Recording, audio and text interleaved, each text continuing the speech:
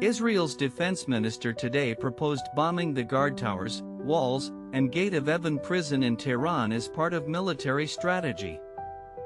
He argued that targeting prison infrastructure could free political prisoners and undermine the regime's ability to suppress internal dissent across Iran's population. The minister suggested coordinated strikes, followed by propaganda broadcasts urging detainees to revolt and join internal resistance efforts. He claimed that a successful prison operation would reveal cracks in the Iranian regime and embolden broader public opposition movements. The proposal included delivering weapons or supplies to freed prisoners to support ongoing resistance rather than relying solely on military might. Officials said such action would complement existing air campaigns targeting nuclear and missile infrastructure under ongoing strategic offensive plans. Critics warned that bombing a civilian prison raises severe legal and moral concerns, possibly violating international humanitarian law. Opponents cautioned about the risks of creating martyrs and strengthening regime narratives to justify further crackdowns.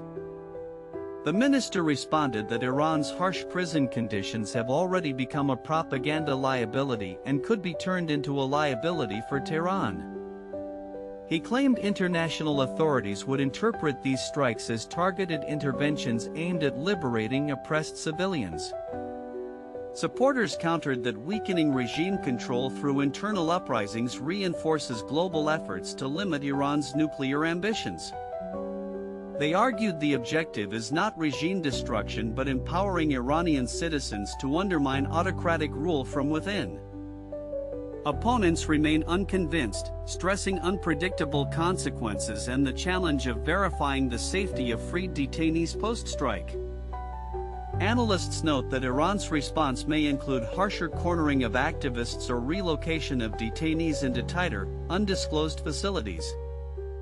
They warned that any prison bombardment could force Iran to accelerate its military and security restructuring nationwide.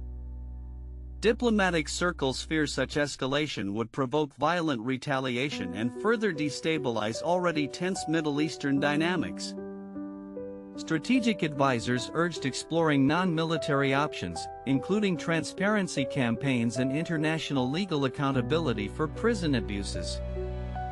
They recommended covert support for dissidents rather than overt military action targeting civilian facilities in Tehran. In conclusion, the debate highlights a deep divide, using aggressive tactics to foster internal rebellion versus preserving legal norms and avoiding full-scale escalation.